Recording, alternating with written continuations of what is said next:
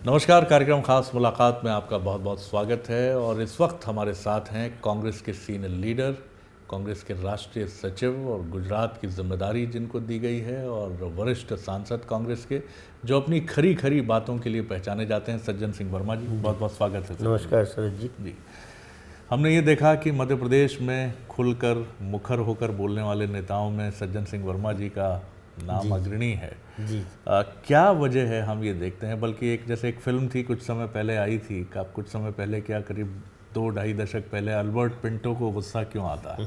तो आपकी जो बातें हम सुनते हैं तो हमें लगता है सज्जन सिंह वर्मा जी को गुस्सा क्यों आता है। शरद जी, मुझे गुस्सा नहीं आता है।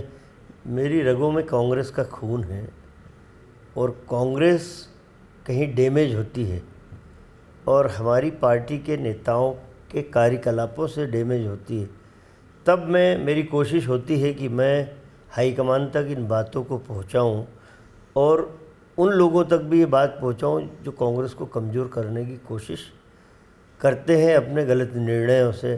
तो लोगों को लगता है कि मैं आक्रोशित हूं, मैं गुस्से में हूं, लेकिन मैं अपने हाईकमान तक बात पहुंचाने की कोशिश करता हूं। लोग बोलते हैं बड़े नेता, एक डायलॉग हो गया, पार्टी प्लेटफॉर्म पे बोलना चाहिए। अब मैं पार्टी प्लेटफॉर्म कहाँ ढूंढूं कि 4 महीने बाद राहुल गांधी आएंगे तो उस 4 महीने का मैं इंतज़ार करूं। घटना अभी हो रही है, उन घटनाओं को रोकने की जवाबदारी हम जैसे सीनियर लीडरों की है, इसलिए मेरे शब्दों में बेबाकपन होता जी। विधानसभा चुनाव की तरफ लौटूं, वो पीड़ा हम आपके चेहरे पे आज भी देखते हैं, और आप ये मानते थे कि बहुत ताकत है, कांग्रेस वापस लौट सकती है, मध्य प्रदेश 2 दलों की राजनीति वाला गढ़ है। बिल्कुल। अभी भी क्या आपको लगता है कि विधानसभा से लेकर लोकसभा तक पानी बहा ज़रूर है, लेकिन हालात क्या आप देखते हैं कमोबेश वही है? देखिए, पिछले समय तो दुर्भाग्यपूर्ण स्थिति रही कि राहुल जी चाहते थे कि 3 महीने पहले विधानसभा के उम्मीदवारों को टिकट बंट जाए, लेकिन इतने बड़े कद के नेता कांग्रेस में मध्य प्रदेश में हैं। अर्जुन सिंह जी तो अब नहीं रहे, कमलनाथ जी हैं, दिग्विजय सिंह जी हैं, हमारे सिंधिया जी हैं, पचौरी जी हैं, सुभाष यादव का परिवार है, पचौरी हैं।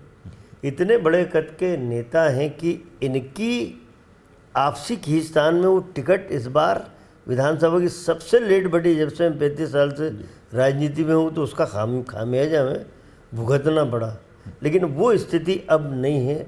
राहुल गांधी भी समझ गए हैं कि इन बड़े नेताओं के चलते, इनके इशारे पे टिकट बंटते बंटते तो मध्य प्रदेश में हम कांग्रेस की वापसी नहीं कर पाएंगे। इसलिए राहुल गांधी खुद मॉनिटरिंग कर रहे हैं प्रत्येक लोकसभा क्षेत्र की, और खुद की व्यक्तिगत लोग हर लोकसभा क्षेत्र में उनके डेप्यूट हो गए और पूरी रिपोर्ट लगभग आ चुकी है। तो मैं समझता हूँ कि विधानसभा के चुनाव की परिस्थितियाँ अलग थीं, लोकसभा के चुनाव की परिस्थितियाँ अलग हैं। हमारी टिकटें, मैं समझता हूँ कि 10 दिन के अंदर एक लिस्ट अनाउंस हो जाएगी लोकसभा के उम्मीदवारों की। दूसरा, पिछली बार जब मध्य प्रदेश विधानसभा के चुनाव हुए 5 साल पहले, तब हमारे 4 सांसद थे मात्र लोकसभा में। जब लोकसभा के चुनाव 4 महीने बाद हुए तो हम 12 लोग जीत के आए। तो विधानसभा के चुनाव की परिस्थितियाँ अलग होती हैं, लोकसभा चुनाव के मुद्दे अलग होते हैं, और मैं समझता हूँ कि देश की जनता बहुत अच्छी तरीके से समझ गई है कि चाहे केजरीवाल आए, चाहे मोदी आए या अन्य दल के लोग आए, पर कांग्रेस जो शासन दे सकती है, जो सारे वर्गों को साथ में लेकर चल सकती है, तो लोकसभा में फिर से कांग्रेस को जनता लाएगी। आपने राहुल गांधी की अभी बात की जी। राहुल गांधी मध्य प्रदेश में विधानसभा चुनाव के पहले आए थे और उन्होंने साफ तौर पर कहा कि बड़े नेताओं की नहीं चलेगी। बिल्कुल। लेकिन वो हो नहीं पाया। अब राहुल गांधी एक एनर्जेटिक, एक ऊर्जावान राहुल गांधी तालकटोरा स्टेडियम में जिस तरह से नजर आए, क्या आपको लगता है कि राष्ट्रीय उपाध्यक्ष, युवा राष्ट्रीय उपाध्यक्ष पार्टी के जो हैं, उन्होंने भी समझ लिया है कि असली गफलत कहाँ है, गड़बड़ कहाँ है, और रोग जो है उन्होंने नब्ज पकड़ के समझ लिया है? बिल्कुल शरद जी, वही बात मैं कहता भी हूँ और करता भी हूँ, और कहना चाहता हूँ कि राहुल गांधी जी 4 राज्यों के विधानसभा के चुनाव में हश्र देख चुके हैं कि इन बुजुर्ग और कद्दावर नेताओं के सहारे अब कांग्रेस की नैया पार नहीं लगेगी। अब तो नए चेहरों को ढूंढ के लाना पड़ेगा, तेवर बदलना पड़ेंगे। राजीव गांधी जब प्रधानमंत्री थे उस समय राज्यसभा में उन्होंने जितने यूथ कांग्रेस के स्टेट प्रेसिडेंट थे, मध्य प्रदेश की बात कर लें, सुरेश पचौरी को राज्यसभा में भेजा, सुरेंद्र सिंह ठाकुर को राज्यसभा में भेजा, रमेश चेनीथल्ला, गुलाम नबी आज़ाद, तारिक अनवर, ऐसे कई नाम मैं गिना सकता हूँ कि इन नए चेहरों को प्रमोट करने के बाद कांग्रेस की स्थिति सुधरी थी और हम बाद में फिर गवर्नमेंट बना पाए थे। तो हाईकमान हमारा समझ गया है, राहुल गांधी समझ गए हैं कि अब बहुत हो गया इन कद्दावर नेताओं की दादागिरी, अब तो राहुल गांधी और उसकी युवा टीम जो चाहेगी वही निर्णय होगा। इससे तो ऐसा लग रहा है कि आप आला कमान की भाषा बोल रहे हैं, कहीं ऐसा तो नहीं राहुल गांधी जी ने डिप्यूट किया है आपको? नो जी, मैं तो बहुत पहले से बोलता रहा हूँ। Secretary all India Congress committee का तो मैं बाद में बना। नीमच के दौरे पे मैंने कुछ बातें कही थी, वो तमाम राष्ट्रीय चैनलों पे दिखाया गया। मैंने कहा था कि दिल्ली में जिन प्रदेश के नेताओं की दुकान बढ़िया चल रही है, कोई मंत्री है, कोई बड़े पद पे महामंत्री है, इन लोगों को एसी के कमरों से निकल के मध्य प्रदेश के जंगल और पहाड़ के दर्शन करना पड़ेंगे, भटकना पड़ेगा, तब हम कांग्रेस को खड़ी कर पाएंगे। तो मेरी भाषा है, राहुल गांधी हमारा सपना है, राहुल गांधी में हम संभावनाएं देखते हैं और मेरे जैसे लोग नेहरू गांधी परिवार के लिए समर्पित हैं, कांग्रेस के लिए समर्पित है। हमारी आंखों का सपना भी है कि एक बार राहुल गांधी इस देश के प्रधानमंत्री बने, तो वही कोशिश हमारी होती है। ये इतनी सारी बातें आप कहते हैं, खुलकर कहते हैं, बहुत चुभती हुई बातें कहते हैं, आंखें खोलने वाली बातें कहते हैं, कभी मन में कोई दुविधा नहीं होती कि शत्रु आपके भी बहुत हैं, पीछे लग जाएं, सारी चीज़ें रिकॉर्डिंग इकट्ठी कर लें, पेपर की कटिंग्स काट लें, आला कमान तक शिकायत पहुंचा दें? करते हैं जी। मध्य प्रदेश में 35 साल से मैं सक्रिय राजनीति में विधायक कई बार बन गया, मंत्री रहा, सांसद हूँ, पार्टी के विभिन्न पदों पर रहा। तो सीनियरिटी मेरी है। आप जो बोल रहे हैं कि आपको डर नहीं लगता कि आप बोलते हो तो आपके दुश्मन, तो उन दुश्मनों ने मुझे, मैं जहाँ पहुँच सकता था वहाँ पहुँचने नहीं दिया। ये बात मेरे साथी भी बोलते हैं, मेरे आसपास के लोग बोलते हैं कि भैया आप क्यों बोलते हो, तो मैं उनको जवाब देता हूँ कि मैं जिस जगह हूँ, आज सांसद हूँ तो मैं संतुष्ट हूँ।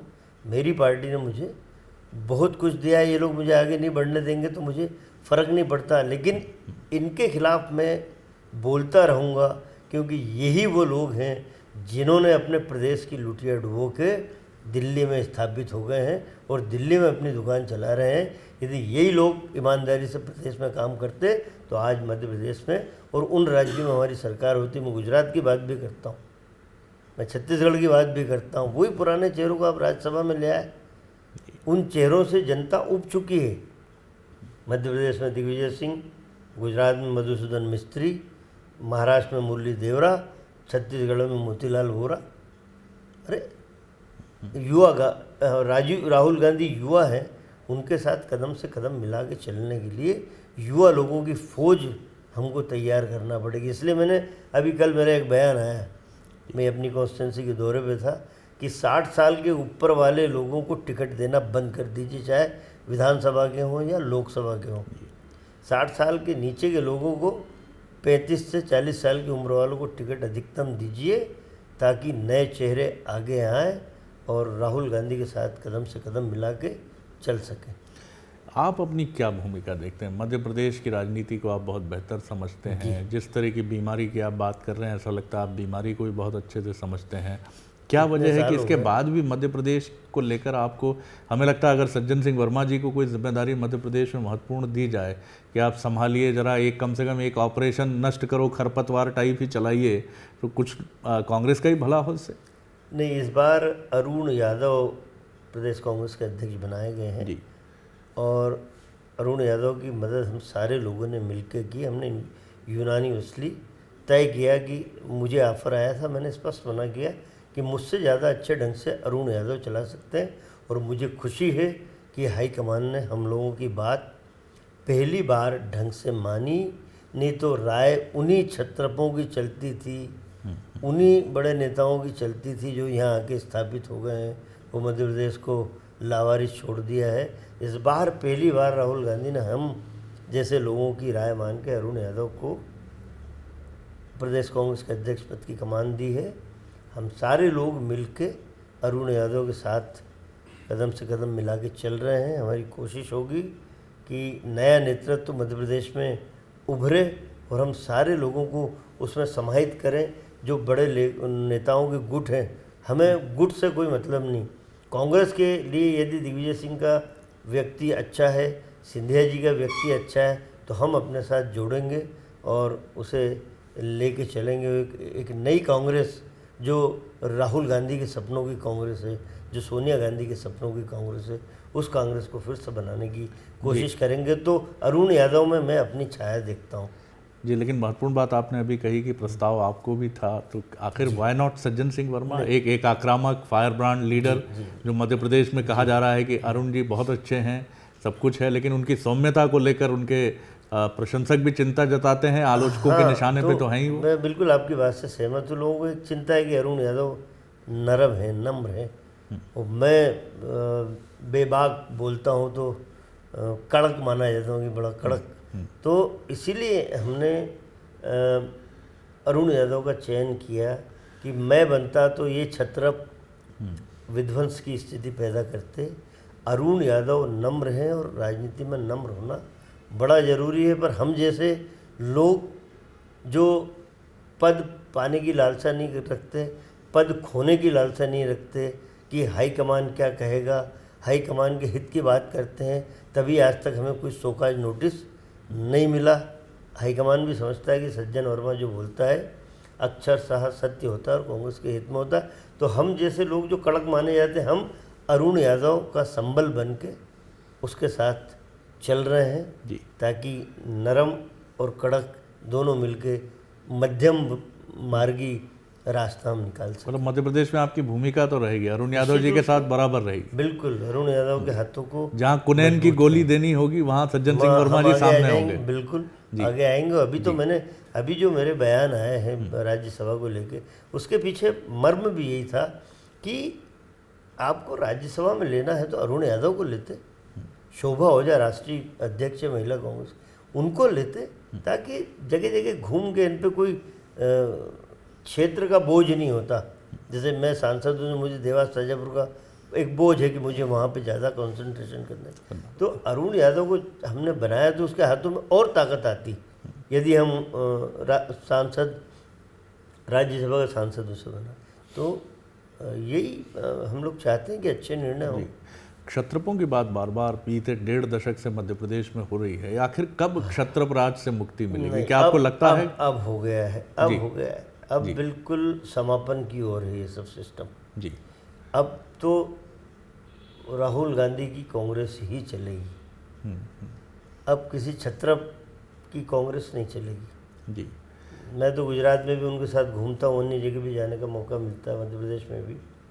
राहुल गांधी समझ गए कि उत्तर प्रदेश का जो हश्र हुआ इन्हीं छत्रपों की राय से जो हश्र हुआ, बिहार का जो हश्र हुआ इन्हीं छत्रपों की राय से ये हश्र हुआ। तो अब राय मांगते ज़रूर हैं, बात सबसे करते हैं, लेकिन राय उन्हीं की मानते हैं जिनको उन्होंने अभी नए चेहरों के रूप में प्रोजेक्ट किया है, एआईसीसी की टीम में शामिल किया है। आप देख लीजिए, अभी 3 नए अध्यक्ष कल बदले गए हैं। Ashok Tanwar, he is quite young, Haryana की जवाबदारी उन्हें दे दी, दो प्रदेश की और अभी नए चेहरे ला के दिए। तो इन निर्णयों से पता चलता है कि ये छत्रप जो हैं समापन काल की ओर है। मतलब अब मध्य प्रदेश ही नहीं बल्कि पूरे देश में आपका मानना है कि युवाओं का एक लीडरशिप उभर के सामने आएगा और राहुल गांधी समझ गए सारी चीज़ों को। बिल्कुल जी। मैं अगर बात करूं मध्य प्रदेश में मुद्दों की, तो ऐसा लगता है कि कांग्रेस अभी भी उस तकलीफ से उभरी नहीं है विधानसभा चुनाव के पराजय की। जिस तरह से इश्यूज सामने आने चाहिए, कांग्रेस को सड़क पर आना चाहिए। भोपाल में धरना प्रदर्शन ज़रूर होता है, लेकिन वो सिंबॉलिक होकर भोपाल तक ही सिमट कर रह जाता है, पूरे मध्य प्रदेश में फैलता नहीं। देखिए, व्यापम एक सबसे बड़ा घोटाला मध्य प्रदेश में इस समय जो हुआ है, व्यावसायिक परीक्षा मंडल जो भारतीय जनता पार्टी की सरकार के नाक के नीचे और उनके इशारे पे हुआ, हजारों लाखों मध्य प्रदेश के नौजवानों के भविष्य को गिरवी रख दिया गया और उसमें 3-4 मंत्री के नाम स्पष्ट रूप से आ रहे हैं। यदि ईमानदारी के साथ मुख्यमंत्री सीबीआई इंक्वायरी के ऑर्डर कर दें, रिकमेंड कर दें, तो मैं कहता हूँ कि ये सरकार भाजपा की भरभरा के गिर पड़ेगी। तो व्यापक घोटाले पे पूरे मध्य प्रदेश में एजिटेशन हो रहा। हमारे यूथ कांग्रेस के लड़के पूरे मध्य प्रदेश में आंदोलन कर रहे हैं, हर जिले में आंदोलन हो रहा है जी। तो हम इसके पहले भी हम रेत घोटाला जो मुख्यमंत्री का पूरा परिवार नर्मदा का दोहन कर रहा है, उसके ऊपर हम कर चुके हैं। तो ऐसा नहीं है, मध्य प्रदेश की कांग्रेस अब लग गई है जितने भी घोटाले हुए हैं, और कहीं ना कहीं परेशानी बीजेपी के मुख्यमंत्री को आ रही है जी। राष्ट्रीय राजनीति की तरफ मैं लौटूं तो गुजरात का प्रभार आपके पास है और एक बहुत ही कठिन एक ऐसा स्टेट है, सबसे कठिन स्टेट है और आपको ये जिम्मेदारी दी गई है। क्या आप देख रहे हैं नरेंद्र मोदी के मुकाबले एक तरह से सज्जन सिंह वर्मा है, वहाँ लोकसभा चुनाव की महत्वपूर्ण जिम्मेदारी है, आप वहाँ का विजिट करके भी लौटे हैं, प्रभार आपके पास है, क्या सिचुएशन देखते हैं और मोदी की क्या काट ढूंढेंगे आप गुजरात की अगर हम बात करें? मुझे खुशी इस बात की, मुझे गुजरात जैसे टफेस्ट राज्य का कांग्रेस का प्रभारी बनाया, लेकिन मैं गर्व भी महसूस करता हूं जब मैं उन जगहों पे जाता हूं गुजरात के विभिन्न ज़िलों में। मैं दावे के साथ कह सकता हूं कि मैं हिंदुस्तान भर में घूमता हूं, लेकिन गुजरात में जितना ज़्यादा संख्या कांग्रेस के कार्यकर्ताओं की, इतनी बड़ी तादाद मुझे किसी और प्रदेश में देखने को नहीं मिलती। हारे जरूर हैं विधानसभा का चुनाव, लेकिन मेरी कांग्रेस का वर्कर डिमोरलाइज नहीं है, बहुत उत्साह के साथ इस समय खड़ा है और वो चाहता है कि लोकसभा में अधिकतम सीटें हम कांग्रेस की झोली में डालें ताकि राहुल गांधी प्रधानमंत्री बन सके। अभी राहुल गांधी जी को हम 3 दिन पहले ही सूरत जिले के बारडोली इलाके में बड़ी भारी हमने सभा कराई। लोगों का उत्साह, नौजवानों का उत्साह, आम जनता का उत्साह देखने लायक था। तो मुझे गर्व है कि वहाँ हिंदुस्तान में इतने राज्यों में सबसे ज़्यादा वर्कर आज भी मुस्तैदी के साथ कहीं डटा है तो गुजरात में डटा।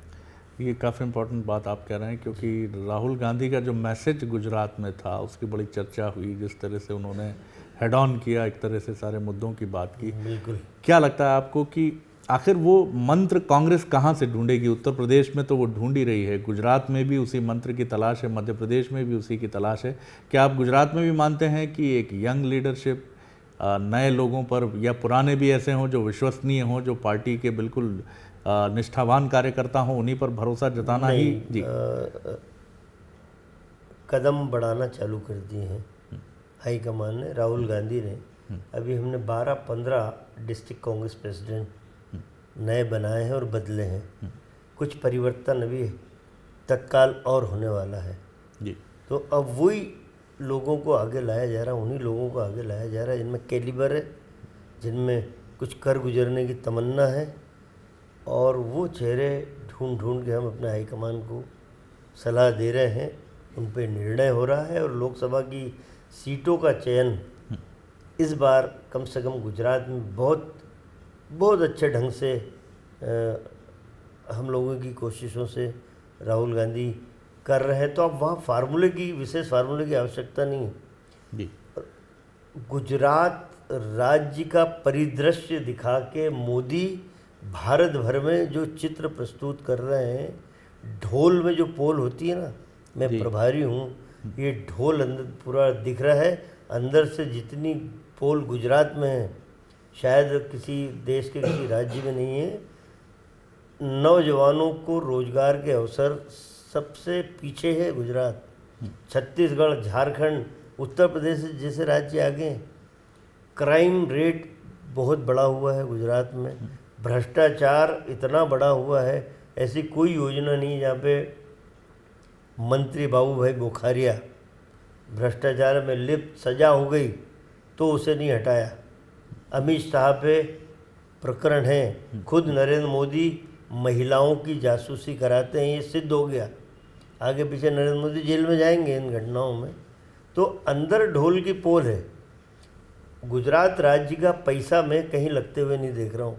सारा की सारा केंद्र सरकार की जो राशि आ रही है, शहर में JNNURM, बड़ौदा, सूरत, अहमदाबाद ऐसे बड़े जो शहर हैं, इतने काम हो रहे हैं और सारा की सारा पैसा केंद्र सरकार का है। लेकिन मुझे ये कहते हुए भी कष्ट है कि मेरी केंद्र सरकार के मंत्री यदि ईमानदारी से जा के अपनी योजनाओं की घोषणा गुजरात में करें तो मोदी का पानी उतर जाएगा। वो बता नहीं पाएगा कि वो खुद उसके राज्य से कौन सा काम करा रहा है। राज्य के पैसे से, सारा की सारा केंद्र के पैसे पे बीजेपी के मुख्यमंत्री चतुर हैं, चाहे नरेंद्र मोदी हो, शिवराज चौहान हो या रमन सिंह। जितनी केंद्र की योजनाएं, चाहे शहरी विकास की हो या ग्रामीण विकास की या फूड सिक्योरिटी भी हो, सब पे कब्जा कर लिया। तो ढोल में पोल है। 13,000 स्कूल बंद हुए हैं अभी। एक बड़ी घटना आपको बताता हूँ, सरदार वल्लभ भाई पटेल जी, सरदार वल्लभ भाई पटेल के नाम पे राजनीतिक रोटियां सेकना चालू करी। पूरे देश से लोहा इकट्ठा कर रहा है।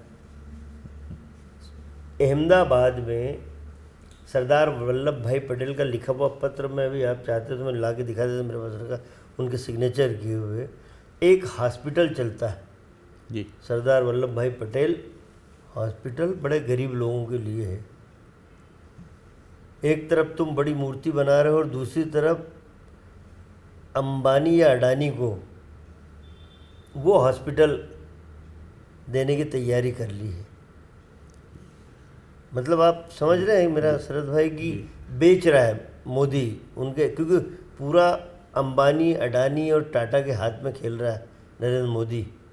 और वो भी मीडिया में हाईलाइट करने के लिए जितना पैसा लगा सकते हैं परिवार लगा रहे हैं। तो वो इतना बड़ा हॉस्पिटल है और सरदार वल्लभ भाई पटेल की जगह है वो। तो जब सरदार वल्लभ भाई पटेल का नाम तू मिटाना चाह रहा है वहाँ से, और एक तरफ देश और दुनिया को दिखा रहा हूँ इतना बड़ा स्टेचू में बना रहा हूँ, कई जगह सरदार वल्लभ भाई पटेल के जो स्थान हैं, अभी हम हो क्या है, इतनी बुरी अवस्था में है, मैं आपको बता नहीं सकता। फोटोग्राफ्स ला के दिखाऊंगा। अब इलेक्शन में ये सारे इश्यूज रखेंगे लोगों के सामने, न सिर्फ गुजरात में बल्कि देश के सामने भी आप रखेंगे? बिल्कुल रखेंगे सर, मेरे पास तो डॉक्यूमेंट्स हैं जी कि वहाँ ये हालात हैं और ये चलिए, बहुत बहुत शुभकामनाएं सज्जन सिंह वर्मा जी आपकी भावी राजनीति के लिए। ये थे कांग्रेस के सीनियर लीडर, वरिष्ठ सांसद, राष्ट्रीय सचिव, गुजरात के प्रभारी सज्जन सिंह वर्मा जी। खास मुलाकात में इतना ही। अगली बार एक और ख़ास शख्सियत के साथ आपसे फिर मिलेंगे। इजाज़त दीजिए।